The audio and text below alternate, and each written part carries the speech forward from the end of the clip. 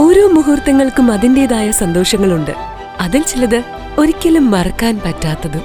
Azad gold and diamonds, Thazhepalam, Tirur.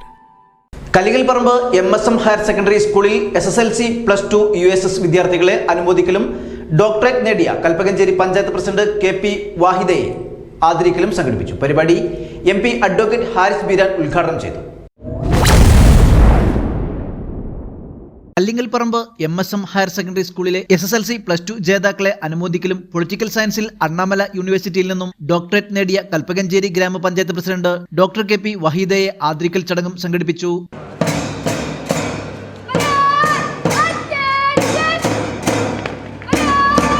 Kurukkoli Moideen MLA അധ്യക്ഷനായ പരിപാടി advocate Haris Beeran MP ഉദ്ഘാടനം ചെയ്തു. അതിന്റെ കാരണം എന്ന് പറഞ്ഞാൽ നിങ്ങൾ കഴിഞ്ഞ കുറെ കാലങ്ങളായിട്ട് 10-12 വർഷമായിട്ട് നിങ്ങൾ ചെയ്ത കഠിനാധ്വാനം, ഈ കഠിനാധ്വാനത്തിന്റെ ഒരു ചെറിയ റിസൾട്ട് നിങ്ങൾക്ക് കിട്ടി.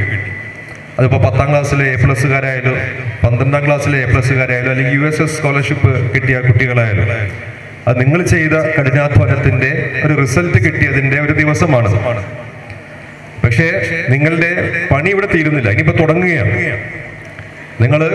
നിങ്ങളുടെ ഒരു ഫൗണ്ടേഷൻ സ്റ്റോൺ ഇട്ടതുപോലെയാണ്.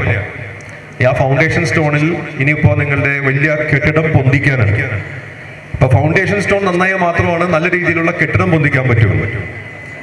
അപ്പോൾ ഫൗണ്ടേഷൻ സ്റ്റോൺ ഇട്ട സ്ഥിതിക്ക് ഇനിയിപ്പോ നിങ്ങൾ മടിച്ചിരിക്കാൻ പാടില്ല, നല്ല രീതിയിലുള്ള കെട്ടിടം തന്നെ പൊന്തിക്കാനുള്ള രീതിയിലുള്ള വിദ്യാഭ്യാസപരമായിട്ടുള്ള പദ്ധതികളുമായി മുന്നോട്ട് പോകണം.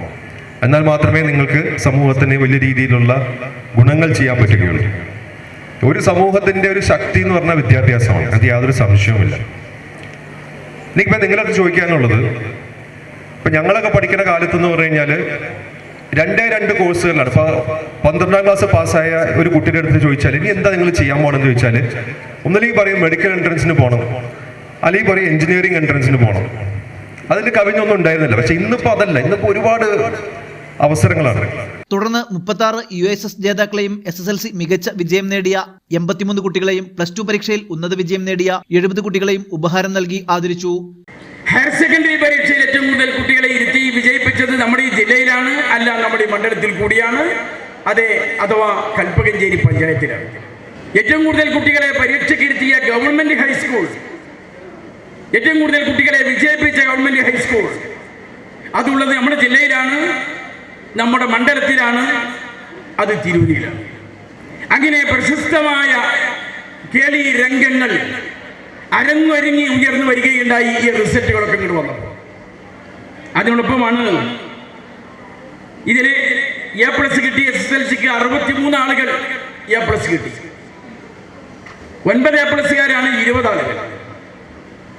ആ ഒരു A+ കുറഞ്ഞു എന്നതിന്റെ പേരിൽ മാതാപിതാക്കന്മാർ ആരും തന്നെ കുട്ടിയെ കുറ്റം പറയണ്ട. ഒരു A+ കുറഞ്ഞു പോയി എന്നുള്ളത് കൊണ്ട് ജീവിതത്തിലെ A+ ഇല്ലാതാവുകയില്ല എന്ന് മാത്രം ഞാൻ ഓർമ്മപ്പെടുത്തും. വഹിദ മാഡം MSMന്റെ എല്ലാമാണ്.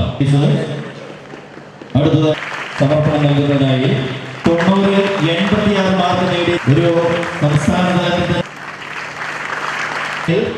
ഏറ്റവും കൂടുതൽ മാർക്ക് നേടിയിരിക്കുന്നു.